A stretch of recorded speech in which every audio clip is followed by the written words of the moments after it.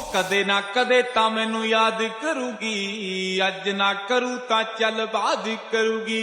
ਮੈਨੂੰ ਵੀ ਭੁਲਾਉਣਾ ਐਨਾ ਸੌਖਾ ਨਹੀਂ ਕੁੜੇ, ਯਾਦ ਨਾ ਮੈਂ ਆਵਾਂ ਫਰਿਆਦ ਕਰੂਗੀ। ਨੀ ਮੈਂ ਡੁੱਲੂਗਾ ਅੱਖਾਂ ਚੋਂ ਨੀਰ ਬਣ ਕੇ, ਜਦੋਂ ਕਦੇ ਮੇਰਾ ਖਾਬ ਆ ਗਿਆ। ਇੰਜ ਤੋੜਿਆ ਟਿਕਾ ਕੇ